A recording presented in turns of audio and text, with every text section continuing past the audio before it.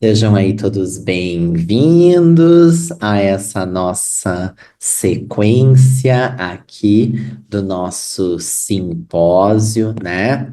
Lembrando que a gente está aí, né, no nosso simpósio de novas perspectivas no ensino de PLE, prática e pesquisa, que está sendo organizado aqui pelo pessoal da Cult Forte, né? A Meriteu, que está aqui da coordenação, está me ajudando aqui nessa parte estrutural. E a gente vai dar sequência. Lembrando que hoje de manhã tivemos duas mesas de trabalho, falamos sobre ensino de português para imigrantes e refugiados. Tivemos uma conversa com as professoras Giselda e Rosane. E depois tivemos as meninas do Sou Brasil, Graziele e Lucila, falando sobre a interculturalidade nas aulas de PLE, né? Então, para agora, para essa nossa primeira mesa aí dessa nossa tarde, a gente tem, né, o nome da nossa mesa é Criação e Adaptação de Materiais Didáticos para a PLE, exploração dos desafios na criação de materiais didáticos que considerem as especificidades culturais e linguísticas dos alunos estrangeiros, com foco em abordagens personalizadas e inovadoras que integrem novas tecnologias, né? Então a gente vai falar hoje sobre material didático, né? Os nossos livros, a gente já falou um pouquinho deles, esse assunto já foi passando ao longo, né, das nossas mesas, mas hoje a gente pode dizer que é a mesa que vai falar sobre os materiais didáticos. E daí aqui eu tenho presente três convidadas que estão aqui, né? Vou apresentá-las aí para vocês, né? E daremos início aí a essa nossa conversa. Vale aqui ressaltar, né, mais uma vez que o formato do congresso, né, ele não é esse formato tradicional em que os convidados têm uma apresentação, mas sim que a gente converse sobre esse tema com especialistas e eu fico aqui mediando, jogando umas experiências de vez em quando, provocando aí tantas convidadas quanto os participantes. Essa é a ideia aqui do nosso congresso que a gente tem visto que está funcionando bastante, né? Então a gente vai começar aqui, né, com a nossa primeira convidada, Vera Lúcia Ramos, doutora em Estudos da Tradução pela Universidade de São Paulo, mestra em Estudos Linguísticos e Literários em Inglês pela mesma universidade, especialista em tradução em inglês-português também pela USP e licenciada em Letras pela USP Português-Francês, né? A gente brinca uma cria da USP, né? A Vera, ela ministra aulas de português para estrangeiros desde 1985 e com trabalho de produção textual escreveu, né, materiais didáticos para cursos universitários de ensino à distância entre 2011 e 2013 e é coautora, aí eu diria, de um dos livros, né, super conhecidos aí no mercado, né, O Muito Prazer, Fale o Português do Brasil. Como pesquisadora, participa do grupo de pesquisa Corpus Multilingüe para Ensino de Tradução da USP e é cofundadora da editora Léxicos, onde atua como editora. Vera, seja muito bem-vinda e muito obrigado pela sua participação hoje na nossa mesa, viu? Muito obrigada, Fernando, e obrigada, Mirichel, a Coach, pelo convite, né? E é um prazer estar aqui com vocês. Eu que agradeço poder falar um pouquinho, né, da minha experiência. Obrigada. Obrigado. A gente vai agora para a nossa segunda convidada, né? Thelma Ferreira, é mestra em Linguística Aplicada e Estudos da Linguagem pela Pontifícia Universidade Católica, PUC São Paulo, e especialista em tradução inglês-português pela Universidade de São Paulo. Atua no ensino de idiomas e tradução há mais de 20 anos. Sócia da Léxicos Editora, é coautora também, junto com a professora Vera, do livro Muito Prazer, Fale o Português do Brasil, né? Co-organizadora do livro Tecnologias e Mídias no Ensino de Inglês e co-editora do livro Working with Portuguese Corpora. É pesquisadora do mesmo grupo que a professora Vera, né? O grupo, o Corpus Multilingüe para Ensino de Tradução, é integrante também de um projeto de elaboração de um dicionário de colocações baseado em corpus que será publicado pela Routledge. Thelma, seja também bem-vinda. Obrigado por aceitar esse nosso convite para falar sobre material didático. Oi, Fernando. Oi, Merichel. Oi, pessoal. Prazer estar aqui com vocês. Maravilha, né? Estar aqui falando sobre material didático, uma coisa que a gente adora. Né? Obrigada. Eu acho que está todo mundo aqui super interessado, né? E querendo ou não, eu sempre brinco, é uma coisa meio fã chat, né? A gente usa tantos anos usando esse material, eu, pelo menos aqui nos cursos de português da Universidade Federal de Santa Catarina, a gente já usa esse material, olha, vou dizer para vocês, muito antes aí da pandemia, e daí conhecer as autoras aqui, né? É aquele momento do fã que conhece aí o seu ídolo, né? E apresentar também, mais uma vez, voltando aqui para participar, né? Ela já participou ontem aí, né? E vai participar hoje dessa nossa mesa, né? Minha colega aí, Daniele Peck, né? Então, apresentando aqui. A Daniele, ela é mestra em estudos linguísticos pela Universidade de São Paulo, jornalista, professora de português como língua estrangeira e como língua de acolhimento, formadora de professores de língua adicional também aí, né? Oh, peraí que eu perdi o meu arquivo aqui. Pronto. Fundadora, né, do Papo de Profs e, é claro, né, produtora de materiais didáticos. Lembrando que o Papo de Profs é uma rede que conecta professores de idiomas e oferece trilhas formativas nas áreas de metodologia e ensino online. E também, né, a Dani, assim aqui como eu, somos professores aqui na especialização da Cult Forte, né? E também cofundadora do Portuguese for You, uma plataforma de recursos didáticos digitais para o ensino de PLE, projeto que faz parte do programa Startup Visa Portugal. Então, Dani, seja bem-vinda mais uma vez aqui a uma das nossas mesas, tá? Muito obrigada. Bom dia, boa tarde, boa noite a todos. Olá, Thelma e Vera. E mais uma vez, né? Ontem eu estive numa mesa com a Suzana Florice e eu disse, né? A Suzana não, eu não tenho de idade que a Suzana tem de PLE. E o mesmo acontece aqui com a Vera, não é? Se ela começou em 1986, eu não tenho de idade o que ela tem de PLE. Então, para mim, é muito gratificante estar numa mesa com pessoas tão experientes e autoras de livros que a gente, como diz o Fernando, usava tanto que as páginas ficavam até desgastadas, assim. Então, estou aqui do ponto de vista da pesquisa, né? Meu mestrado foi em material didático e depois vamos falar muito mais sobre isso.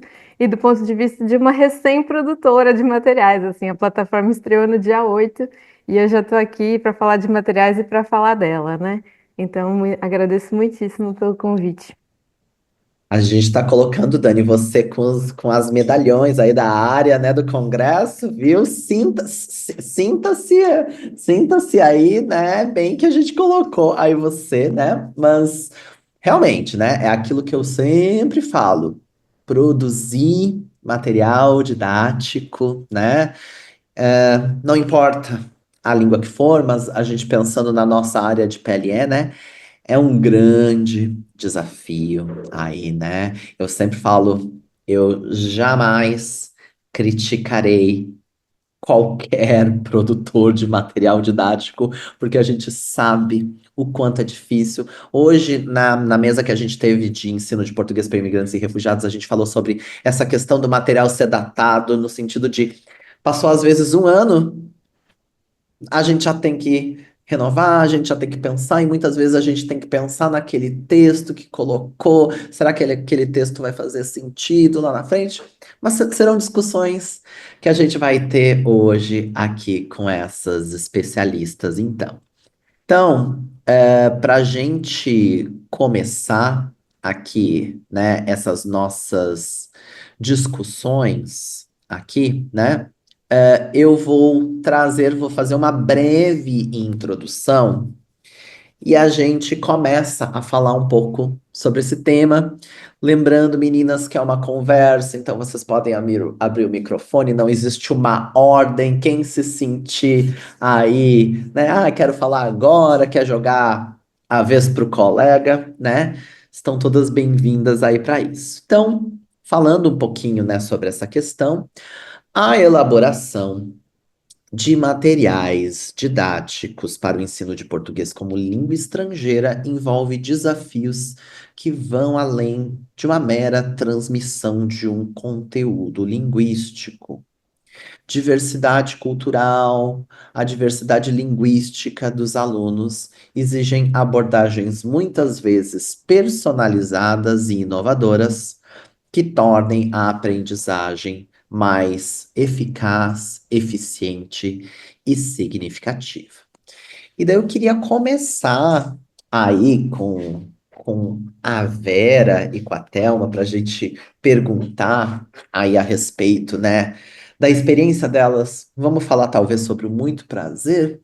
O que que motivou vocês, tipo, meninas, né? Tipo, eu acho que sempre tem assim um momento que a gente pensa assim, ah, é agora. O que que levou vocês a criar essa coleção aí do Muito Prazer? É, eu queria só começar com aqui o término da fala da Daniele. É muito bom estar com todos vocês, Daniele. Não tem essa coisa de né? E é muito interessante porque eu comecei a dar aula de português para estrangeiros em 1985, na verdade. Eu estava começando a faculdade de letras. E eu decidi que eu queria dar aula de português para estrangeiros do nada, porque não existia praticamente nada naquela época. E eu achei que eu queria isso, e eu fui atrás e eu encontrei uma escola bem pequenininha que dava aula de português para estrangeiros. Eles tinham, principalmente, o público era de japoneses. E aí a gente trabalhava com falar, ler e escrever, da Ema, né? E da Samira, né? Um livro bem gramatical, da EPU. E eu usava aquele livro, e só que os meus alunos precisavam de muito mais do que o que tinha ali. Então, naquela época, eu comecei a criar material de acordo com a necessidade desses alunos. Então, era um material que eu fazia e deixava na escola, era bem personalizado. E às vezes eu até colocava o nome do aluno nos diálogos para que ele se sentisse acolhido e sentisse até motivado para, né, ver que aquilo não era tão difícil. Eu pegava um contexto daquilo que ele expunha em aula, né, então ele falava, nossa, você se lembrou? Nossa, sou eu, é meu nome. Então, esse tipo de coisa. Então, foi aí que começou essa primeira sementinha da vontade de escrever um material didático mesmo, e aí foi quando eu conheci a Thelma, no curso de tradução, bem depois, né? Eu continuei trabalhando com português para estrangeiros, continuei 2000, escrevendo né? um material, 2000, né? Eu continuei escrevendo material, mas assim, tudo solto, usando um livro, né? Um livro didático e acrescentando esse material para esses alunos. Aí, quando eu conheci a Thelma, e eu trabalhava no curso de extensão lá da USP, de inglês. Eu conheci a Gláucia, e aí eu pedi para... Aí eu conversei com elas sobre, né, o português para estrangeiros, o que que elas achavam, e aí nós pensamos, é interessante, nós três, né, por que não criar um material? Foi aí a Thelma pode falar agora um pouco, né, que foi esse, né, é o primeiro, né, tá desfocado, é isso. É isso mesmo. E aí nós conversamos, achamos que realmente não tinha material na época, né? Aí fomos atrás de editora. E a sua amiga, né, Vera, que tinha o contato do Bantim, do editor da Gisal, Isso, tinha que era acho que tinha só o e-mail, né, e o aí, e-mail, sim. Na época era tudo isso, mais difícil. isso, é Nós tudo mandamos, muito mais difícil. Nós mandamos um e-mail para ele falando do nosso interesse, né? aí ele se interessou, marcou uma reunião com a gente falou um pouquinho sobre a nossa experiência, o que a gente queria fazer, aí ele pediu um piloto, né, uma amostra do material. Nós criamos, mandamos, e, e aí ele aprovou, né, e a gente levou para né, fazer esse livro completo, que saiu em 2009, não dá para ver, está desfocado, né? São 500 e sei lá quantas páginas, né, era um volume único. Nós levamos quase 3 anos, eu acho, né? Mais do que Foi na isso. época que eu estava fazendo o mestrado. Então, quando eu defendi o mestrado em fevereiro de 2009, o livro saiu. Eu quase enlouqueci com o mestrado e com o livro, né? Porque eram duas coisas que exigiam demais, fora os alunos, né? De português, né? Eu tinha, e os alunos de inglês lá da USP. Foi isso.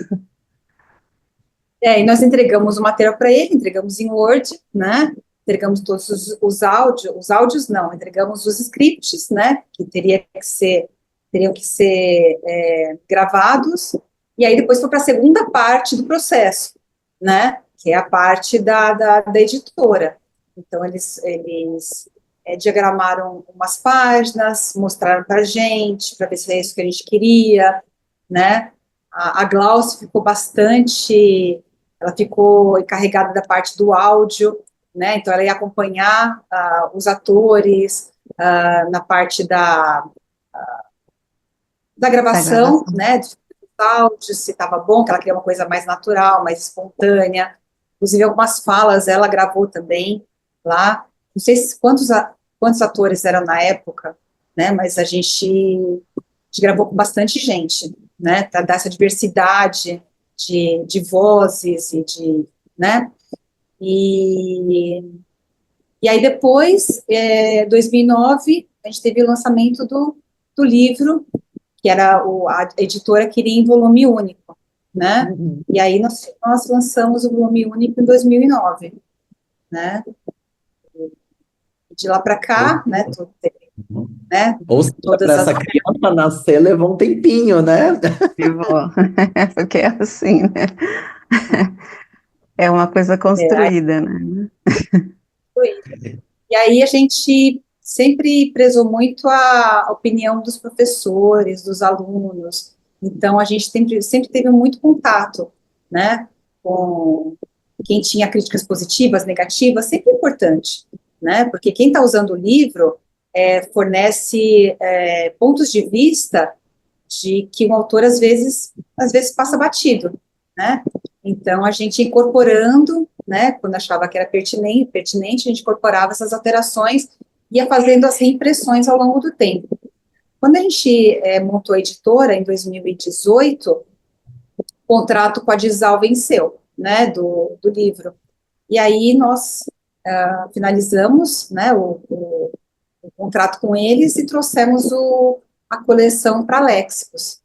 E aí foi todo um novo trabalho, né? Porque imagina, desde 2009, mesmo tendo as alterações, eram alterações pontuais, né? Porque a editora não queria, ela não tinha, não queria mesmo fazer novos áudios, não queria fazer novas imagens, né? Tem todos os custos envolvidos ali, né? E aí a gente pegou aquele material e a gente reeditou, a gente expandiu, a gente atualizou, né? Fizemos novos áudios com atores também, a Glaucia também acompanhou todo esse processo, né? E foi isso, né? E aí, em 2022, nós lançamos o e-book, primeiro e-book do livro 1. E isso era uma coisa que a gente queria há muito tempo, né? Lançar em formato digital, que era uma coisa que na Dizal a gente não tinha, né? E aí a gente quis primeiro lançar e-book para depois lançar o primeiro livro impresso. E foi A isso, aí gente vai lançamos. falar um pouquinho, né? A gente vai falar um pouquinho sobre, porque eu acho que é uma novidade ainda para o pessoal, essa versão digital aí do Muito Prazer, né? Aí foi isso, aí, né, todas e continuamos abertas a críticas, a sugestões, né, porque é muito importante, né, o primeiro livro, o livro que foi lançado em 2022, já está na segunda reimpressão, então nós já incorporamos sugestões, algumas coisinhas que acabaram passando, a gente pediu para arrumar e já estamos na segunda reimpressão, né? Que é importante, né? E essa atualização e esse cuidado com o material, né? E Muito legal. desde que saiu pela Dizal, nós mesmas, né, fizemos o site do livro, né, e aí Isso. colocamos material lá, um material que os professores podiam fazer download, e lá também a gente colocava algumas coisas, né, o site do livro ainda nós temos, né, ele precisa ser reelaborado também, né? Mas ele tem os áudios todos, são gratuitos, pode fazer download de todos os áudios do livro atual, né? Porque os da Dizal nós não temos Uhum. os direitos, né? Dos áudios. Até, meninas, se vocês quiserem depois compartilhar com a gente o link para a gente compartilhar aqui, né? A gente Ah, compartilha aqui com o pessoal. Mas, ó, eu acho que isso, de certa forma, nos dá aí um gás também para quem está aqui na área, né, de PLE, muitas vezes começando. O que a Giselda falou, assim, desse monte de aulas que a gente tem preparado, né? Ó, Vera é, falou, ela começou aos poucos, fazendo e de isso, repente, gente, saiu um material didático aí, né? exatamente, é isso. Muito bem. Dani, eu queria perguntar para você, você que é uma recém-mamãe de material didático aí. O material didático tem apenas semanas por aí. Conta pra gente um pouquinho dessa sua experiência, desse seu projeto aí com material didático.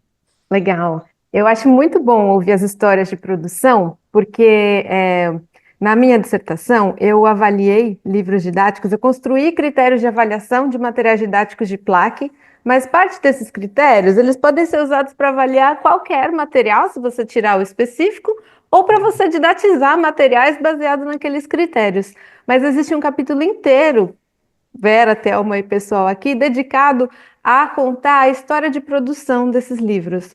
Porque a gente tem alguma tendência, tudo bem, eu e o Fernando não criticamos material didático, né? Mas a gente tem um pouco essa tendência de olhar com o nosso olhar síncrono, né? Do momento de agora e dizer assim, nossa, esse material é ruim, porque só tem atividade dirigida, esse daqui é péssimo, porque está faltando atividade, olha esses enunciados, mas quando a gente olha para a história de produção, por exemplo, dos livros de plaque, e aí depois eu já falo do meu filho, que eu parei aqui, a gente vê um primeiro material que foi feito dentro de uma organização não governamental por professores que eram voluntários, não tinham formação específica, uma série de coisas que explica por que aquele livro nasceu daquele jeito. Não tinha referência de livro de plaque, eles ganharam um edital, tiveram 4 meses para produzir. Quando você olha para tudo isso, você pensa, nossa, que livro maravilhoso que eles fizeram, porque acertaram nas temáticas dos direitos humanos, que são as temáticas que estão nos livros de placa até hoje.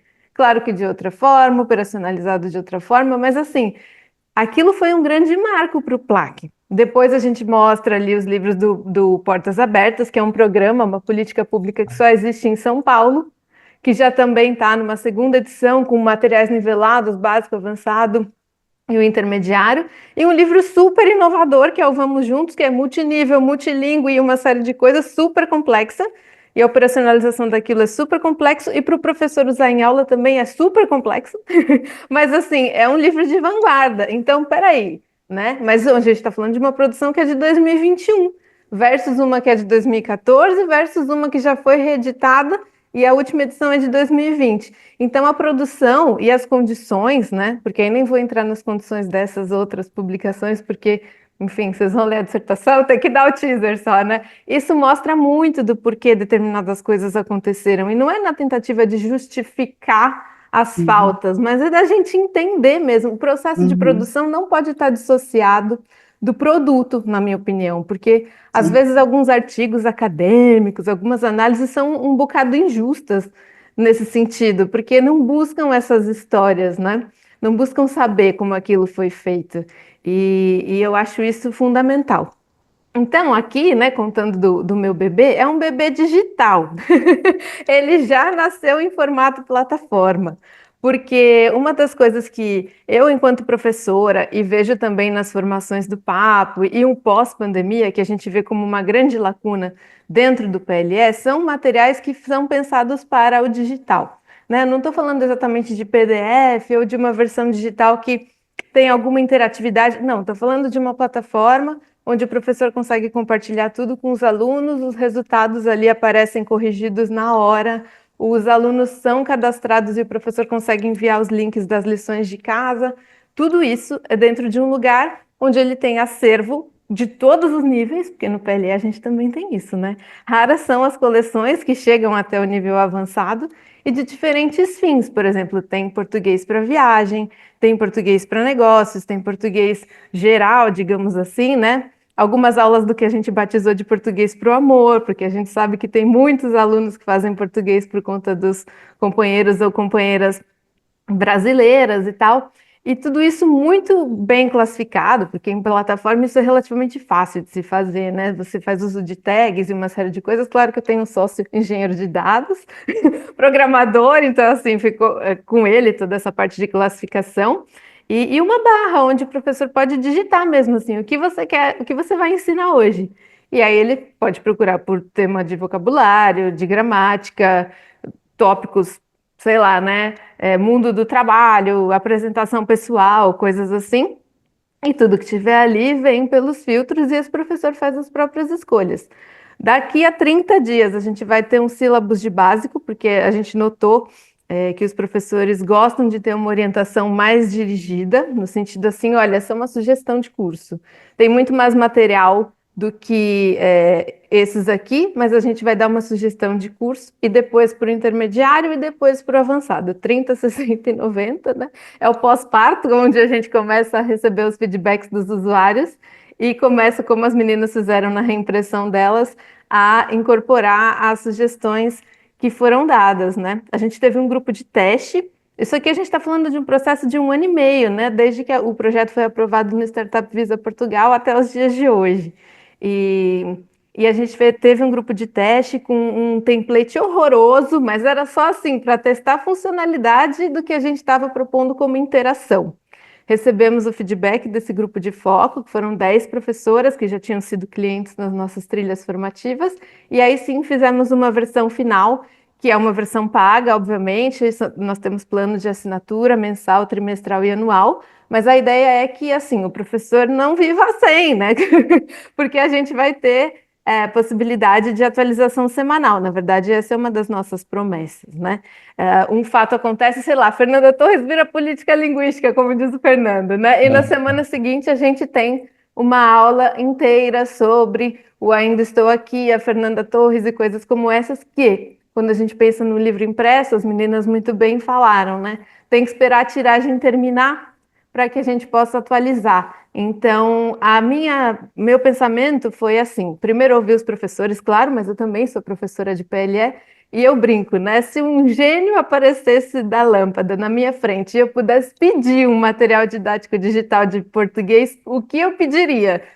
É o que a gente está tentando entregar na Português for You, sabe? Com essa promessa de tentar situar o português, os materiais de português em 2025, materiais digitais, sabe? Porque acho que as meninas vão concordar comigo que no português a gente tem ainda poucos materiais, já tivemos um aumento da produção, mas ainda poucos, e quanto mais escolha a gente tiver disponível, melhor para todo mundo, né? Então, sei lá, tem gente que não vai gostar de ser tão digital assim como a plataforma é, porque ela também dá os resultados dos alunos, para o professor poder tomar as decisões ali baseadas nos erros e nos acertos.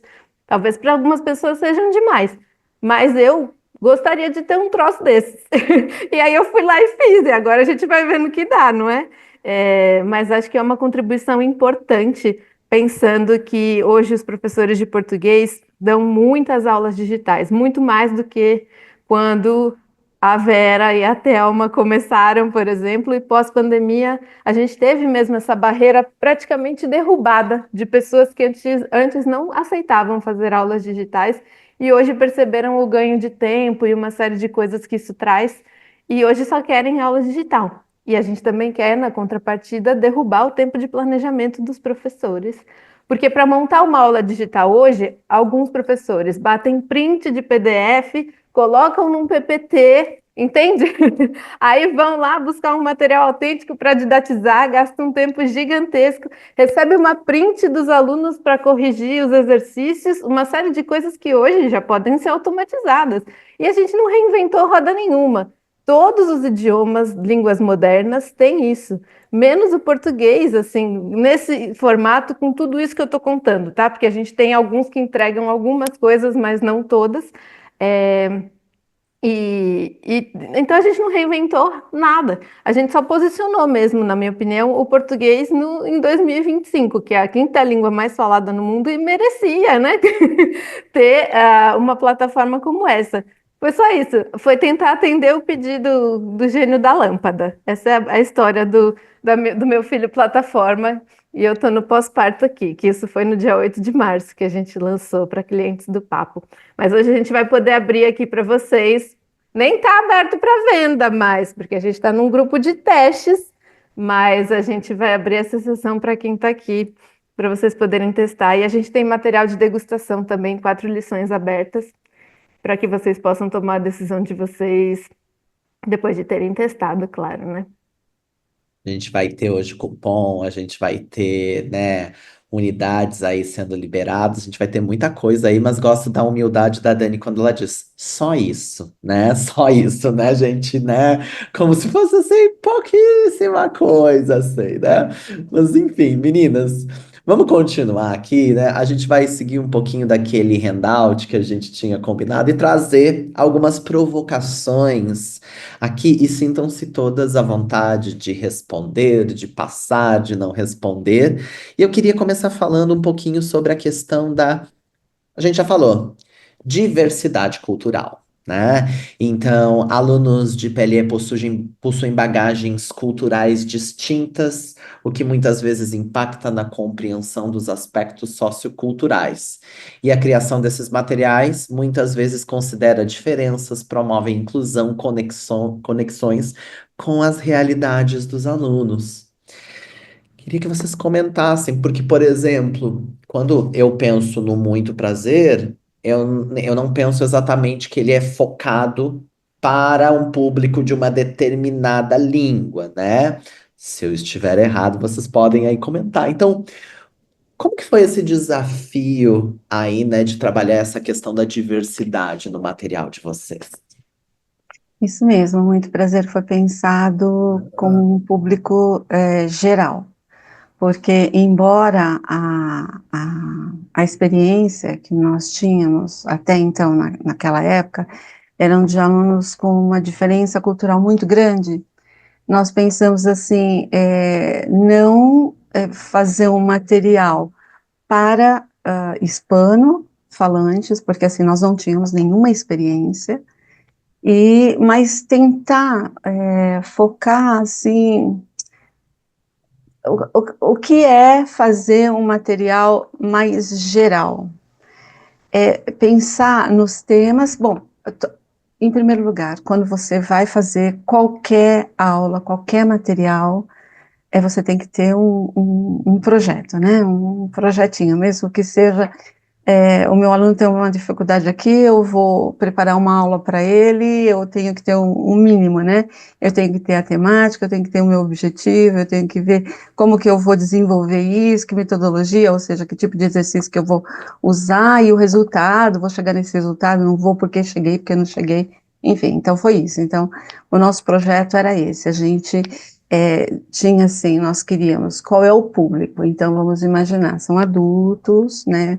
Falantes de língua não hispanos, e a gente foi aí pensando nas temáticas, né, e qual o objetivo, como que a gente ia chegar nisso, como que nós íamos desenvolver isso, então todas as partes, né, nós pensamos, a Thelma depois pode falar também sobre isso, como que nós desenvolvemos cada parte do material, pensando assim, por exemplo, no panorama que apresenta a temática para ele discutir, para o professor já ter um ponto ali de partida.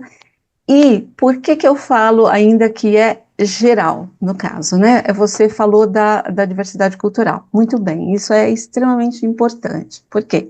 Porque a cultura, eu não vou entrar aqui em conceitos de cultura, nada disso, porque acho que não é o caso, né?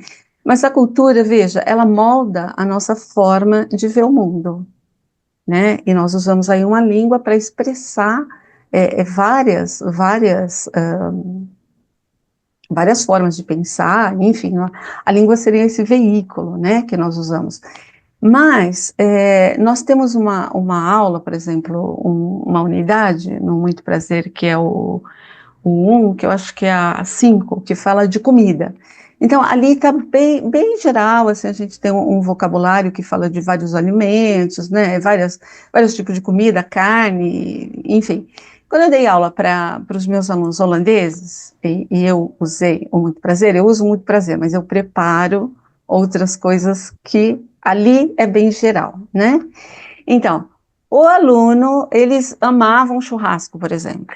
Então, eu preparei algo a mais que falava dos tipos de carne, então carne vermelha, carne branca, o que isso traz de benefício ou não para o corpo, quanto que a gente pode comer de carne branca, de carne vermelha, a feira, várias coisas que ele tinha contato, essas diferenças, tem feira na Holanda, enfim.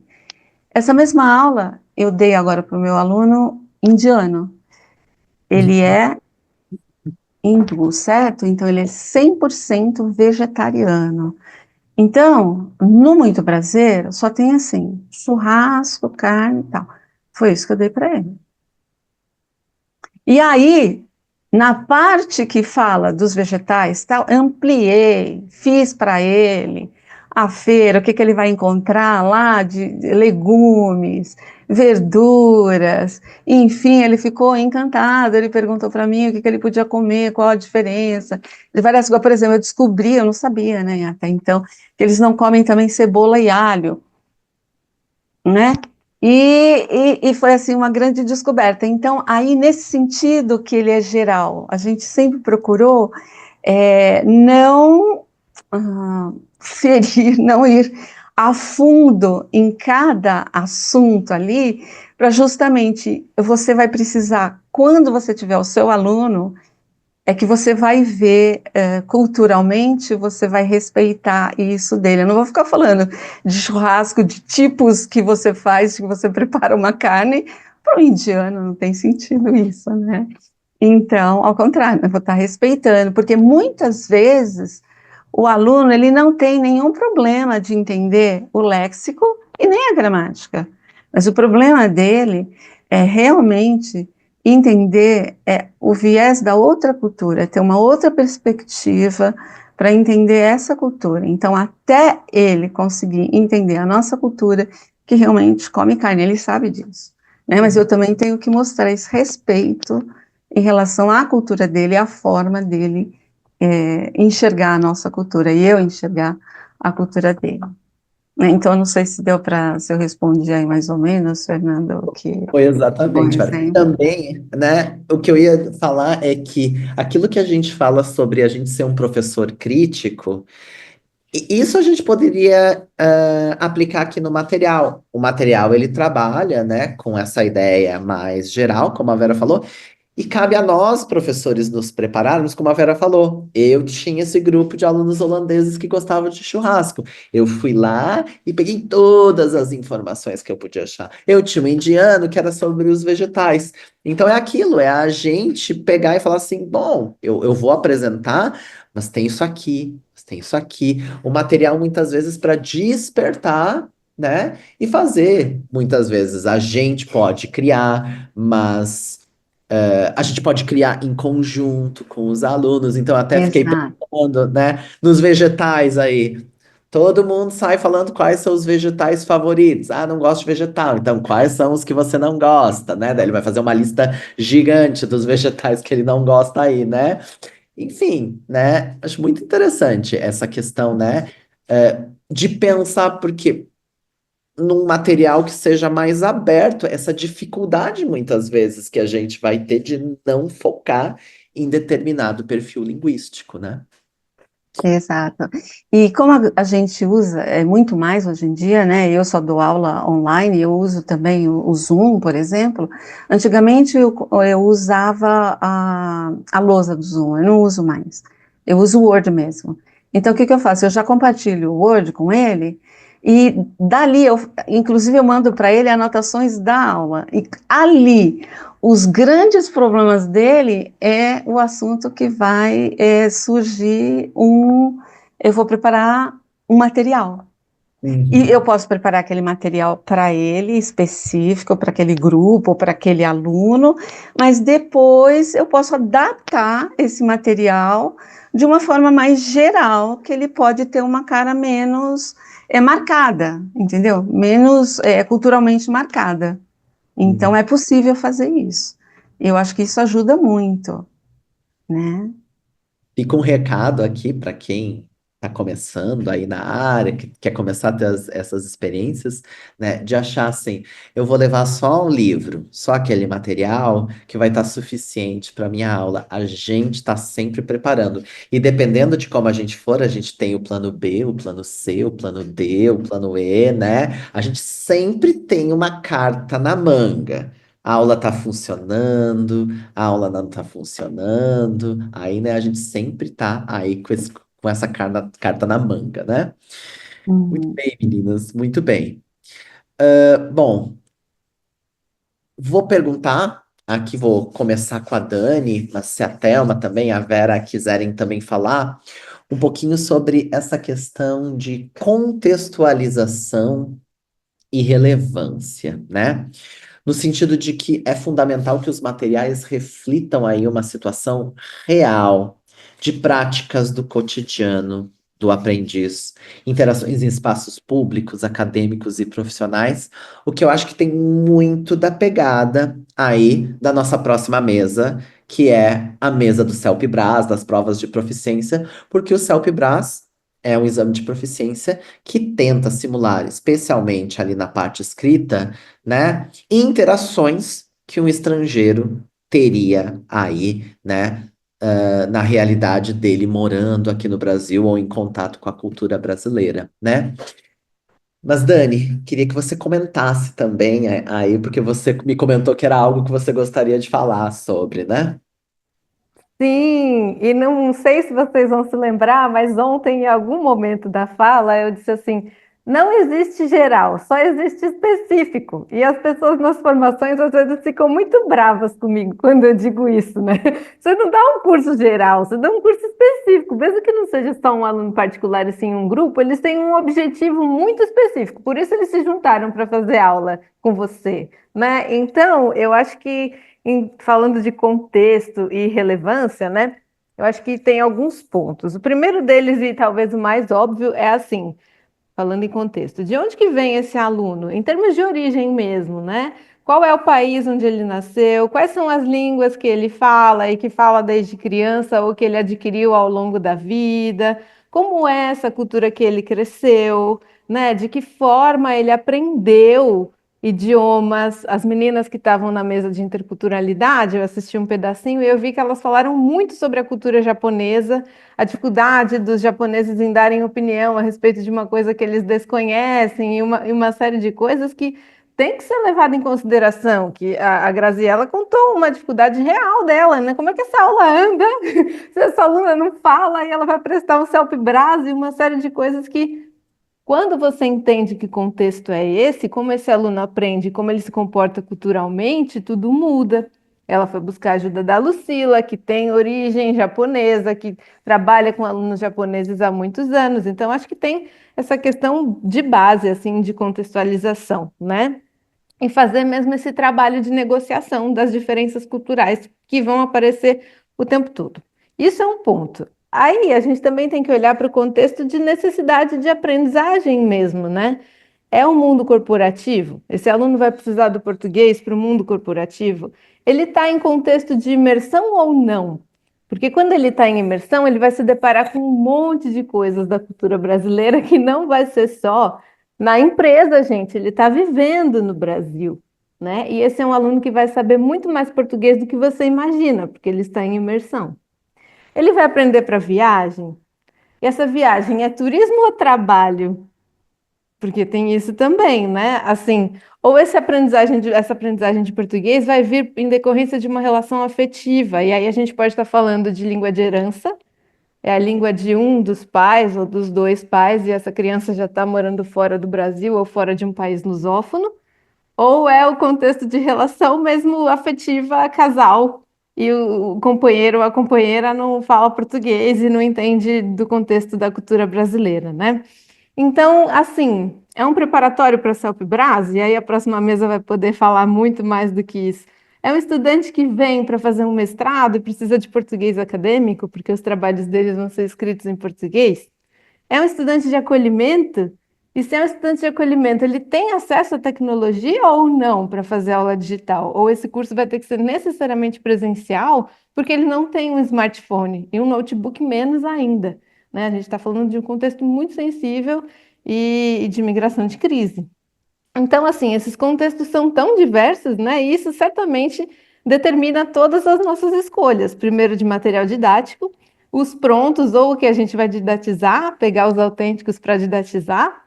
Para qual nível é isso, né? Enfim, de um modo geral, existem um monte de critérios que a gente poderia aí elencar, né? Mas também sem ser muito acadêmica, já sendo assim, né? O que a gente precisa olhar é essas temáticas são interessantes para esses alunos e dão conta desse contexto. Porque assim, eu não vou ensinar para um estudante de plaque como ele faz uma reserva num grande resort, numa cidade turística do Brasil, se ele está precisando conseguir uma casa para morar, regularizar a documentação e conseguir colocar o filho na escola sem estar com todos os documentos e conseguir dialogar com essa diretoria na escola e comprovar que, de acordo com a lei XYZ, ele não está errado em fazer isso e que essa criança tem o direito de estar ali. Então, assim, por isso não existe geral, né? Tanto que a Vera também disse assim: ah, adaptei um montão a aula do churrasco porque o meu aluno era indiano. Então, eu acho que a gente tem que levar, no mínimo, essas coisas em consideração quando a gente pensa em contexto e relevância. E dentro dos materiais que a gente vai escolher, os personagens, eles dialogam com esses estudantes? Voltando ao exemplo de plaque, né? Eu vou dar sempre o exemplo de plaque ou negócios, porque é assim, de onde eu venho, né? Mas voltando ao exemplo de plaque, nos livros que você usa, ou nos materiais que você didatiza, aparecem estudantes migrantes?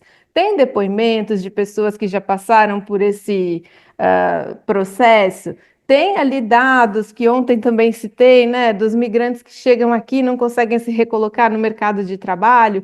Isso vai gerar um monte de debate e de discussão que fazem parte da vida desses estudantes.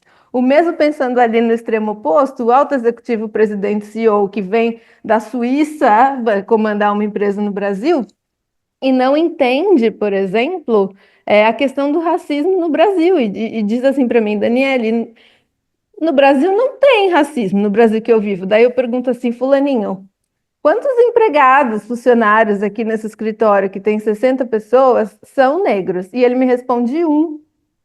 Ah, é? E você conhece a proporção da população brasileira? A gente tem um país mais de 50% negro. Alguma coisa está desregulada, né? Você deveria ter 25 funcionários negros, então, para seguir a proporção do Brasil, no mínimo. E aí a gente consegue promover esses debates, o mesmo para funcionários trans e várias coisas que vão aparecendo e eles trazem, né? E eu nem preciso fazer grandes coisas no sentido das temáticas, mas essas aulas elas precisam fazer sentido para esses alunos e esses materiais têm que dialogar diretamente com as realidades que eles vivem. Por que que ele tem tanta dificuldade de dialogar com a equipe dele, que tem medo dele enquanto chefe? Porque o brasileiro tem, no Brasil, e isso culturalmente é explicado em estudos e tal, a hierarquia no mundo corporativo é uma coisa muito forte no Brasil. Você jamais vai levantar a mão para criticar alguma coisa que o seu chefe tenha dito. E se for nos Estados Unidos, essa é uma coisa muito natural. Na Suíça também. Então, assim, isso é aula de português? Olha, sinto lhe informar que sim, porque essa é uma demanda, e aí você vai trazer estudos culturais que comprovam isso, e isso vira tema de aula. Então, eu acho que, assim, dentre um monte de coisas que a gente poderia conversar, eu acho que tem que analisar todos esses contextos e as relevâncias dos temas e a adequação aos públicos que são extremamente diversos, e eu diria assim, a ponto de cada um ser um mesmo, né? E aí você tem que customizar de acordo com a demanda que aparece para você. Relato de experiência aqui, Dani, falando um pouquinho, né? Eu trabalhava, né? Trabalhei com a Rosane Cat, né? Na Círculos de Hospitalidade como ONG. E nas nossas capacitações, enfim, no final a gente sempre pedia para que os alunos preparassem uma aula, enfim, eles poderiam escolher o tema. E eu me lembro uma vez de conversar, né? O tema era transporte. E o grupo ele escolheu, né? O perfil eram de, enfim, imigrantes, né? Que estavam na cidade deles. E a pegada, vamos dizer, da aula era falar sobre mobilidade urbana, biocombustíveis, né? E daí eu falei assim, vocês acham assim que a relevância desse tema inicialmente, não que eles não tenham direito a ter o acesso a esse tipo de informação, e provavelmente muitos deles têm o conhecimento disso, né, desse tema, aí, né, na vida deles. Mas será que nesse momento que eles estão chegando aqui no Brasil, o tema da mobilidade é relevante? Será que não seria interessante ele saber como funciona o sistema de transporte da cidade? Se é cartão, se é dinheiro, se é terminal? Né? Quais são as linhas? Onde vê as linhas? Se existe um aplicativo, né? Então, essa relevância é muito importante aí. Mas, Vera, Thelma, tem uma pergunta aqui, né? Que foi uma pergunta do Edson, né? Que ele trouxe aqui a respeito, né? Do uso dos materiais. Ele pergunta assim. É recomendável usar, então, vários materiais? Eu dei uma resposta ali para ele, mas não quero influenciar. Gostaria de ouvir vocês aí, o que que vocês têm a falar a respeito dessa questão do uso, da escolha dos materiais. Bom, em primeiro lugar, eu acho que você tem que ver o público, né? A Daniele agora acabou de falar de um público muito diferente, por exemplo, do público que eu sempre dei aula. Eu sempre dei aula para alto executivo e para pessoas assim que ocupam realmente cargos de direção dentro de uma empresa, né? Então, daí falar sobre um risódio para eles é o normal, mas mesmo assim, a gente leva também na questão de transporte público, falado, que o Fernando falou agora. Ele sabe que existe, porque o funcionário dele também usa isso. E a questão da hierarquia é tão importante que quando você estava falando, Fernanda, eu me lembrei de um aluno japonês, ele não era só o CEO da empresa, ele era de um grupo, uma holding, e ele virou para mim e falou assim, eu estava corrigindo ele, eu era estudante ainda, ele virou para mim e falou, você não pode me corrigir. Eu falei assim, como assim?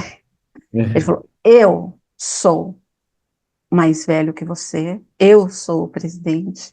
Eu falei, mas eu sou sua professora, eu só estou tentando mostrar para o senhor uma forma de falar mais correta, talvez os seus funcionários não vão entender se eu falar desse jeito, né? Ele foi se acalmando, mas ele ficou extremamente nervoso porque no Japão a hierarquia é extremamente importante.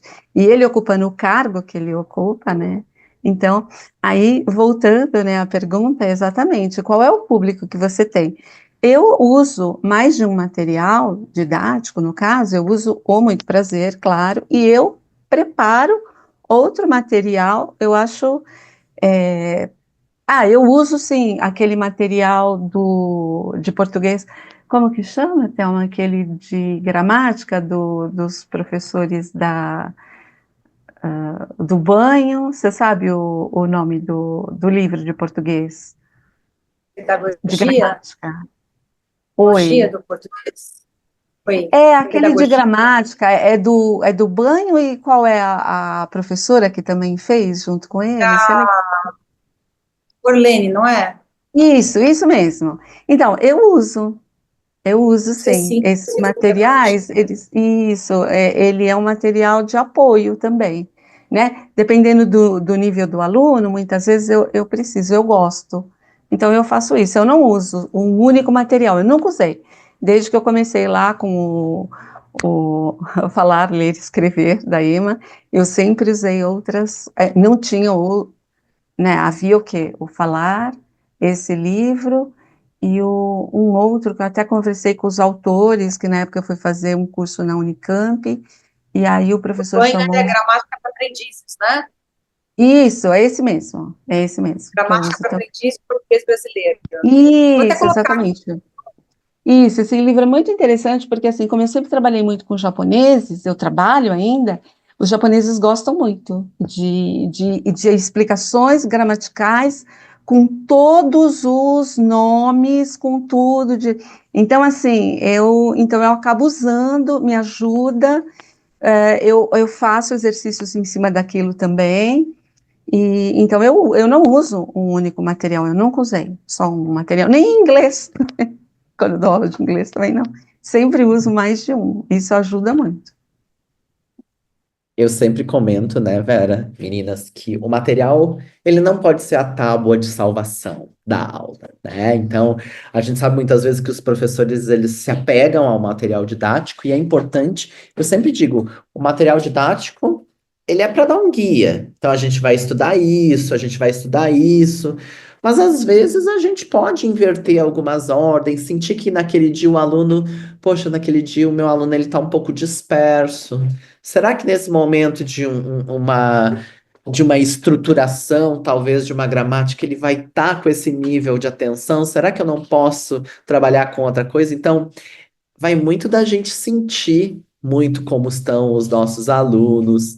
É o que eu digo, se ele trabalha, se ele não trabalha, se ele tem filhos, se ele não tem filhos, se ele está fazendo aula de manhã, se ele está fazendo aula no final do dia.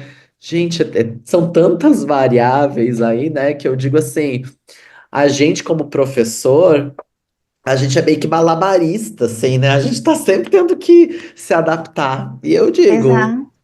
E se a né? empresa está forçando ele a falar rápido português, e você tem que mostrar para ele que não é assim, que embora a empresa esteja forçando, ele precisa de um tempo mesmo, né? Aí você mostra, porque ele perguntou, o meu aluno já perguntou para mim, esse aluno indiano, mas tem algum problema comigo que eu não consigo aprender tão rápido? E não tem. Por isso que eu fui aprender hindi para mostrar para ele quanto que é difícil para mim. E quando eu não consigo repetir a coisa, ele se sente mais à vontade de falar, então, não, né? Então eu vou falar para eles, olha, não é assim tão fácil o que vocês querem de mim. Sim. Relato de experiência aí, eu me lembro, eu tive um aluno japonês em que ele chegou, né? Tava, enfim, níveis iniciais, e ele tinha uma atividade. O chefe dele escolhia por dia uma notícia daquele jornal Valor Econômico, tá? E esse aluno ele tinha que ler essa reportagem e escrever um resumo em japonês, né? E daí enfim, a gente começou a trabalhar. Eu costumo brincar que eu tenho um desvio de caráter da minha formação. Eu, ao mesmo tempo que eu fiz o meu mestrado na área de língua, eu fui me aventurar e fiz uma graduação em economia, bem fora da área aí de língua, né? E daí, enfim, a escola falou, Fernando, você que tem uma formação em economia vai conseguir ajudar. Só que, gente, chegou um momento em que eu tive que, eu bem hierarquicamente, nada hierárquico, eu mandei uma mensagem pro chefe dele, dizendo assim, sei lá, e ele insistia assim muito, sabe? Eu digo assim, será que esse é o momento de você estar pedindo? Ele não tá ainda preparado, ele tá aqui há uma semana no Brasil e você está mandando uma notícia do valor econômico que, honestamente, eu às vezes tenho que procurar muitas das coisas aqui do que está escrito. Daí eu falei assim, de certa forma, eu mandei, assim, claro que eu conversei com a dona da escola, expliquei, completamente didático, mas eu falei, você de certa forma não está ajudando no processo de aprendizagem de português, porque você está transformando isso numa coisa muito traumática. Por quê? Porque ele lia, a gente lia as reportagens, é claro que ele não entendia nem 10% daquilo que estava escrito. Lembrando que esse estudante, ele não era nem de uma área da economia, ele nunca tinha estudado economia, então, né, eu falei assim, a gente também precisa aí entender que tem coisas que a gente tem que falar assim, não dá. Alguém que chegou há muito pouco tempo, eu quero fazer o CELP-Brás. Não dá. Isso ainda tá muito cru ainda para o CELP-Brás. Precisa estudar um pouco mais de português, né? Então, cabe a nós, professores, também ter esse papel aí, né? Enfim. Bom, meninas, eu acho que a gente pode ir para aquela nossa segunda parte, então, né, que a gente tinha conversado a respeito, que é essa parte que a gente pode dizer um pouquinho mais atual aí, que são as abordagens personalizadas e inovadoras, como materiais multimodais, realidade aumentada e virtual, as próprias plataformas de ensino online. Daí, Dani, se você deixar, eu vou começar com a Vera e com a Thelma, porque fiquei um pouco curioso em saber como que foi esse processo de pegar o Muito Prazer, né? Que é um livro físico, que é o que a gente está acostumado, né? Tem o livro, depois eu me lembro, ó, eu tenho o meu Muito Prazer, o grandão, ele tá bem surrado, de tanto que eu usei. A capa dele até caiu aí, né? Mas aí depois eu comprei a versão que tinha por níveis, o livro de exercícios também, e eu queria saber como que foi, né, essa evolução para passar para o meio digital, o Muito Prazer. Está sendo, né? Tempo, né? Nós passamos, então, os livros impressos, eles estão sendo comercializados em forma de e-book, né? Então, no primeiro momento, para o primeiro livro, a gente queria fazer uma coisa diferente. Nós quisemos fazer, não em formato de PDF, né? Mas uma coisa que se adaptasse, que chama formato fluível, se eu não me engano. Formato físico, em pubs, tem o formato fluível. Gente, se eu travar é porque está chovendo muito aqui. Então, nós quisemos fazer em formato fluível. Então, se você acessasse o livro, se você abrisse o livro de um computador, ele abriria de uma maneira diferente, se você abrisse do celular, abriria de outro, se abrisse de um tablet, abriria de outro. Só que foi bom, né? A ideia, foi boa a ideia, mas não tão boa a ideia, né? Porque os professores reclamaram que, por exemplo, você falava para o aluno tinha, por exemplo, um livro impresso. Olha, abra um livro na página 10. O livro do professor não estava na página 10, porque não tinha número de página, porque ele é fluível, Tá. né? Então, aí eles falaram, olha, está muito confuso desse jeito e não está dando certo. Eu falo para o aluno abrir, mas eu não sei onde eu estou, né? Então, o primeiro livro nós fizemos dessa maneira, os livros 2 e 3 nós fizemos em formato fixo.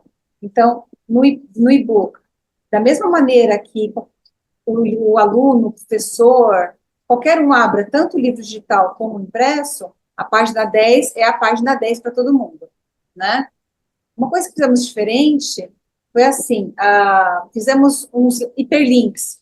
Então, o aluno tem lá o diálogo de cada um cada uma das unidades. Tem um diálogo que ele vai abrir lá no SoundCloud.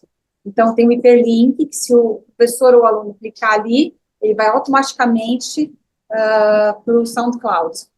Ele quer ver as respostas, tem um hiperlink lá, veja as respostas. Ele vai para a resposta, confere a resposta, e depois de lá ele pode voltar de onde ele parou. Isso foi uma coisa que nós fizemos nos e-books, né? E aí a gente quis ir um pouquinho a mais, né?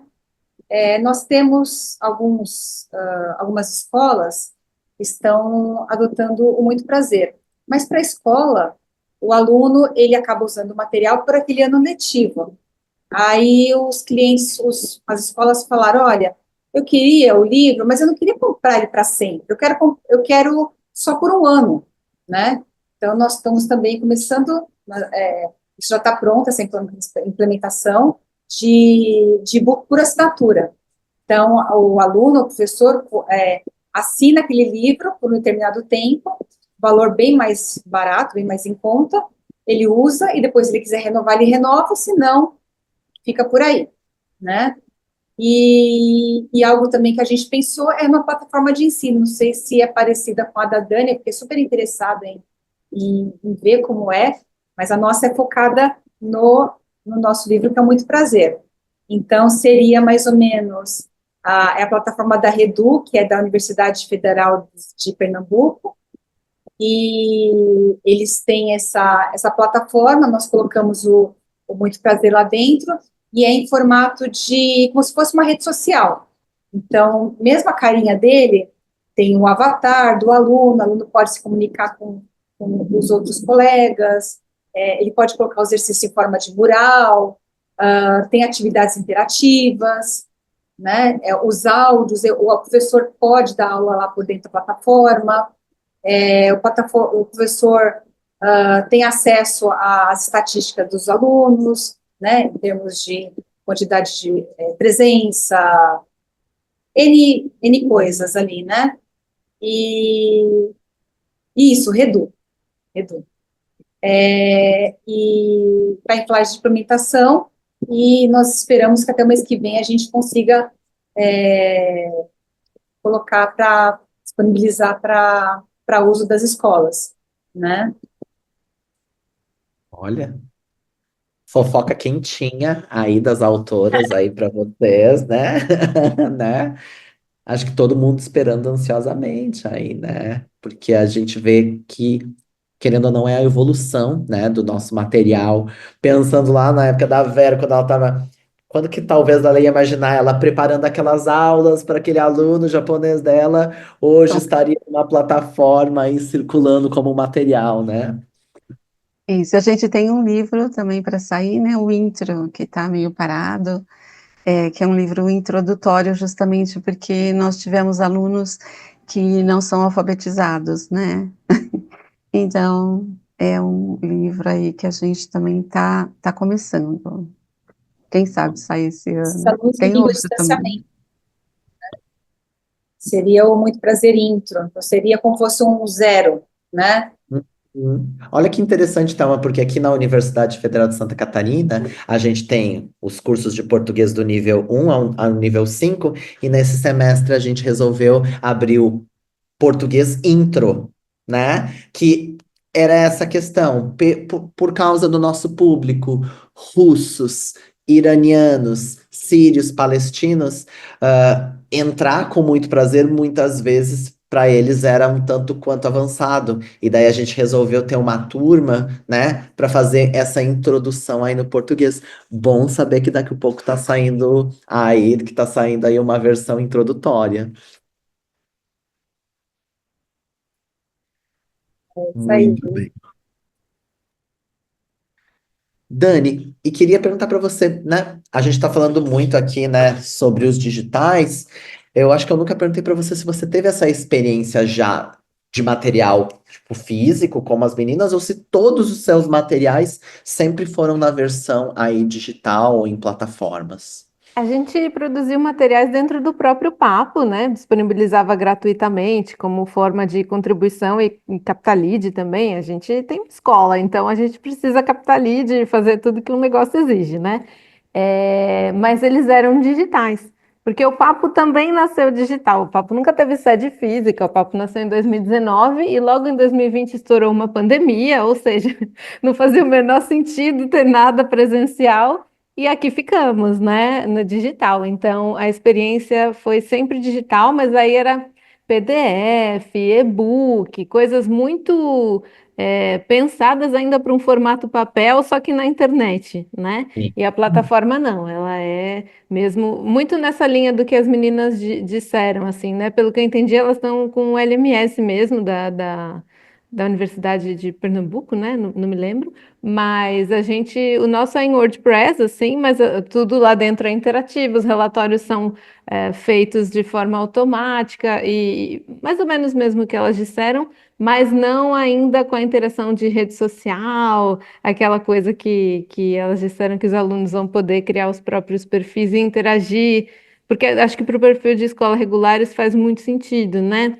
Num primeiro momento, esse não é exatamente o nosso público, mas é isso. Uma vez que você bota na rua, a demanda surge e a gente está começando a pensar sobre isso, porque em 10 dias de vida a gente teve esse tipo de procura. Então, é sinal de que realmente essa demanda existe. Esse mercado aí está esperando por materiais em plataforma e não só os materiais físicos, porque as escolas estão cada vez mais digitalizadas, pensando no mundo de escola regular. E os estudantes fazem exercícios em plataforma. Eu vejo pelas minhas sobrinhas, né? Eu tenho duas, e elas estudam em escolas que têm os sistemas de ensino, gostando das pessoas ou não, essa é uma realidade que existe no Brasil, e elas têm uma plataforma para onde elas fazem lições de casa, avaliações, e assim, elas têm 11 anos, são super jovens, né? Não é uma coisa que assim, é para o ensino médio. Não, elas estão ali entre o fim do Fundi 1 e o começo do Fundi 2. Então, as escolas têm demonstrado bastante interesse em materiais de línguas estrangeiras. E aí, lembrando, né, do que eu falei ontem, que as pessoas às vezes nem cogitam que isso existe, mas existem muitos colégios internacionais, vários países da América do Sul, onde o português é ensinado como língua estrangeira, enfim, e vários outros países aí que têm essa demanda. Né? E que os materiais físicos saem muito caro, tem uma questão de distribuição, exportação, um monte de imposto, que do ponto de vista do negócio escola, sei lá, pensando, né, também nessa parte das escolas que são pagas, não são públicas e tal, fica mais complicado, né, de viabilizar. E em plataforma você consegue reduzir muitos custos, né? Por isso que aí, ó, eu parabenizo quem quer produzir material didático. A gente teve ontem na fala da Suzana, a Suzana comentou, esse livro custou um apartamento de 2 quartos em São Paulo, né, gente? Olha, a gente vendo a fala da Vera e da Thelma, quanto tempo até o muito prazer chegar aí. E eu percebo assim, essa é uma realidade.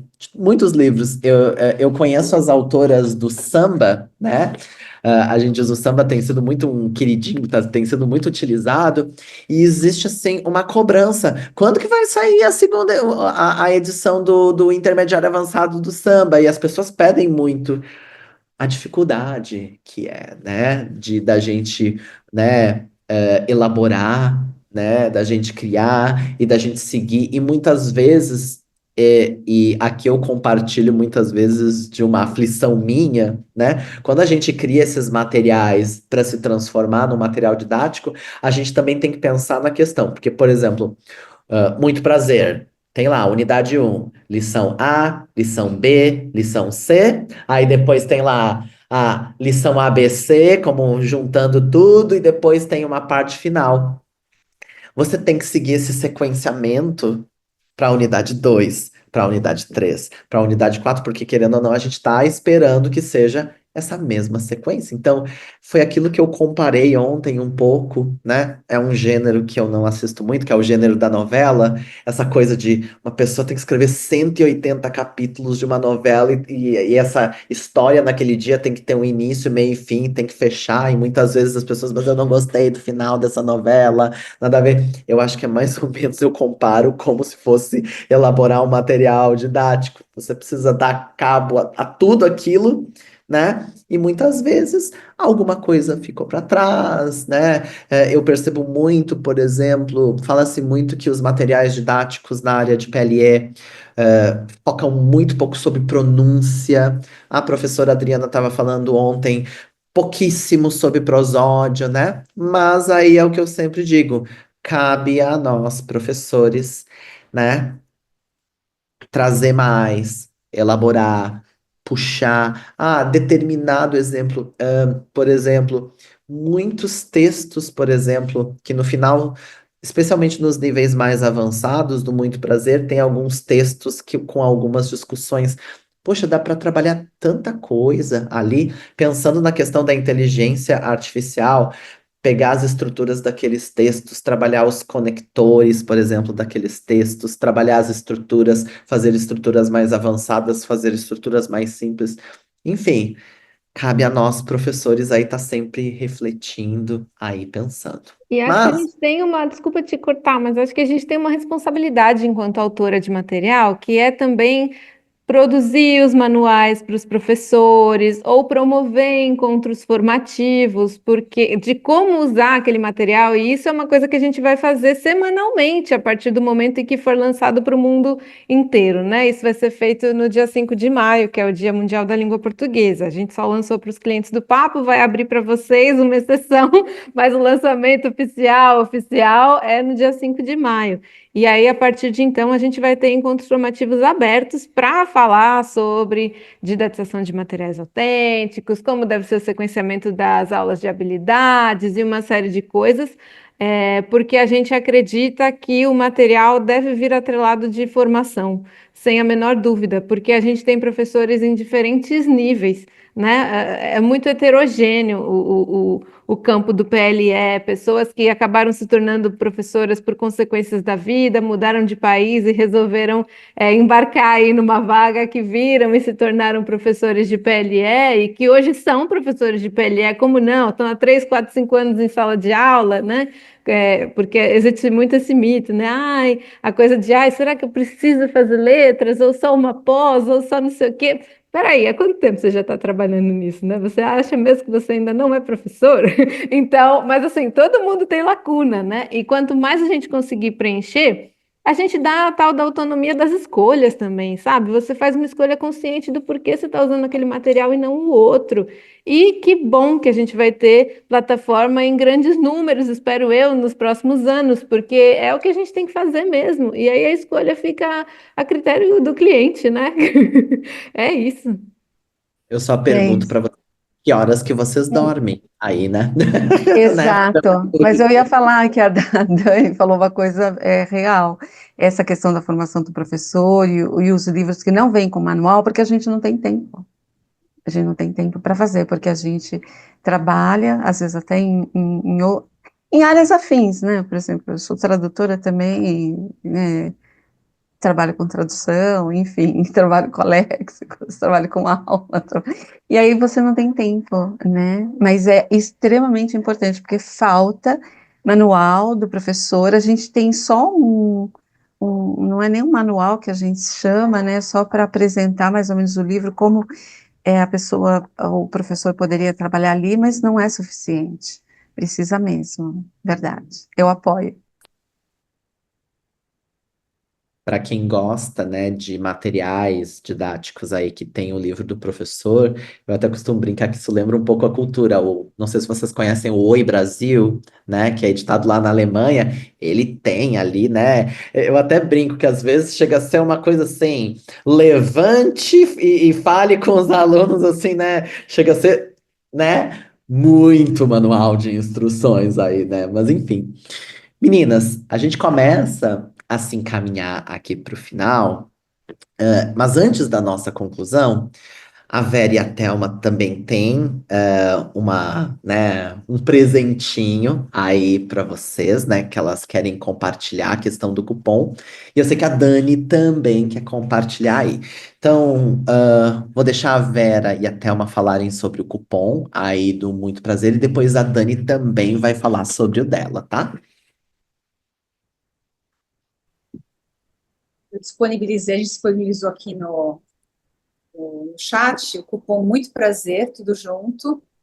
Então, quem tiver interesse em conhecer, não só o Muito Prazer, né, que é o livro de português para estrangeiros, né, nosso, mas quiser conhecer os nossos outros materiais, né, fica à vontade, a gente está oferecendo 30% de desconto, né, em qualquer livro da editora, e a gente está à disposição, né, para, como a gente já falou desde o começo, né, para críticas, para sugestões, para ideias, a gente está aqui aberto para poder conversar.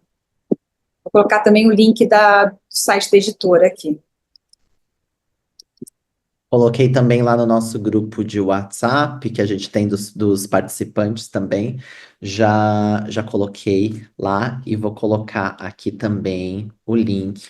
Aproveitem aí, pessoal, nosso momento publi aqui, né? Lembrando aí, né, que eu brinquei aí, né? Que horas que a gente dorme, né? Exatamente, vamos ajudar aí, né? Todo mundo aí com os materiais. Dani, e o seu aí? Vamos ajudar todo mundo a ter boas noites de sono, não é verdade? Tá. Vendendo material, a gente contrata conteudista, não é? É importante botar Mais engraçado professores para trabalhar. mais engraçado que a gente ainda chama vocês no final de semana, que é o momento de descanso, a gente chama vocês ainda para trabalhar, né? Sábado e domingo, mas tudo bem, vamos lá. No nosso caso, então, eu vou convidar vocês para duas coisas, né? A primeira é acessar o nosso conteúdo gratuito mesmo. A gente reabriu as atividades, porque o que eu falei não tem nada a ver com gatilho mental, escassez, não sei o quê, não. A gente só tinha aberto mesmo para clientes do papo, mas eu pensei assim, falei com o Felipe, que é o meu sócio, né? Não faz sentido eu ir para uma mesa, ficar falando da plataforma o tempo todo e não dar a oportunidade das pessoas experimentarem, nos darem feedback e, se gostarem, se tornarem assinantes com o mesmo preço que a gente fez para os nossos clientes, tá? A plataforma vai ser 30% mais cara, por acaso nós temos o mesmo desconto, meninas. Ela vai ser 30% mais cara. Mas a gente está numa etapa em que para a gente interessa muito ter pessoas usando e nos dando feedback. E a nossa contrapartida é que seja mais barato por conta disso. É tão simples quanto isso. O papo, para quem conhece o papo, sabe que a gente é super aberto com relação a isso. A gente faz isso nas nossas trilhas formativas, sempre funcionou assim. E na plataforma não seria diferente. Então, eu vou deixar aqui dois links. Um deles é justamente para vocês testarem as atividades que estão abertas. E aí, Thelma e Vera também estão super convidadas e, por favor, me deem feedbacks depois. E podemos trocar figurinhas, porque acho que a gente pode se ajudar bastante, assim, sabe? Enfim, estou aí super aberta a isso. E o link é o link das assinaturas, que vai ficar aberto aí só até o domingo que vem, exatamente o mesmo prazo que a gente deu para o pessoal do papo, que é assim. Olha, experimenta, vê quanto tempo te poupou, se te serviu ou não. E ao final de ter testado 4 lições de diferentes níveis, você decide assinar ou não. Entende? Então, a gente mais transparente do que isso é impossível. Essa é a nossa proposta aqui. Então, fica aí para vocês o conteúdo gratuito, as 4 lições abertas e os planos de assinatura, que são mensais, trimestral e anual, né? De repente você gostou e está inseguro, assina o mensal e depois vê outras lições lá dentro, usa e migra para outros planos depois. Então, Fernando, se puder também depois deixar lá no grupo de WhatsApp e tudo isso, fica aí o meu convite. E pelo menos assim, testem as lições e deem feedbacks para nós. A gente está muito sedento por feedbacks de verdade. Inclusive, vou deixar o meu e-mail, posso? Porque aí vocês podem mandar os feedbacks diretamente para mim. Eu tenho muito interesse em saber. E agradeço muito. Ah, das Havaianas? Olha, já usou. Olha, uma lição de pretérito perfeito. sobre a história das Havaianas, em que a gente usa um material autêntico que é um Reels real de uma consultora de estilo que faz vários vídeos sobre várias marcas e uma delas é as Havaianas. A gente tem muito material autêntico dentro das lições, ou pessoas dando depoimentos livres, que a gente só faz a pergunta e ela responde como quiser, desde que dentro de um tempo de 1 minuto e meio, né?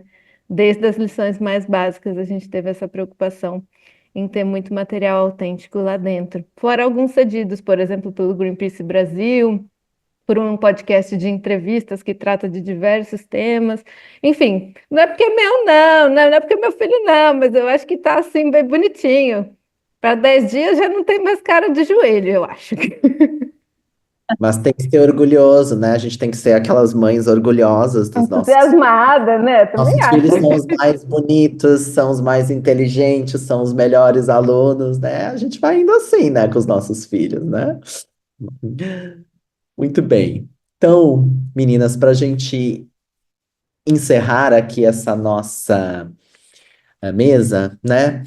Gostaria de ressaltar aí que a elaboração de materiais didáticos, como a gente falou, né, requer uma abordagem flexível, inovadora, né, que seja sempre capaz de atender as diversas necessidades dos nossos aprendizes. E a gente percebe, né, nesse mundo globalizado, quando a gente integra novas tecnologias, quando a gente considera as especificidades culturais, linguísticas, né, dos nossos alunos, é possível tornar essa experiência de aprendizagem eficiente, eficaz, e o aluno sai feliz ali, que é o que eu sempre falo. Eu sei que a gente está estabelecendo uma relação de trabalho aqui, que, enfim, eu sou seu professor, você é meu aluno, mas é o que eu sempre digo, que essa aula nunca seja um peso para você. Que saco, tem que fazer aula com o Fernando. Que a gente saia dessa aula assim, legal, aprendi mais um pouco, foi leve, não foi tão pesado assim. Claro que a gente tem dias e dias, mas a ideia é que seja sempre assim. Queria agradecer aqui mais uma vez as presenças das nossas três convidadas, Vera, Thelma, Dani. Obrigado pela participação nesse domingo à tarde dessa mesa. Tenho certeza que nos ajudou muito, nos trouxe muitas ideias e acho que plantou aí uma sementinha. A gente pode começar um material didático com as aulas que a gente começa a preparar para os nossos alunos e quem sabe um dia a gente vê o nosso bebê saindo numa plataforma digital. Por que não aí? Muito obrigado pelas contribuições de vocês. Lembrando, pessoal, que a gente vai fazer um pequeno intervalo agora.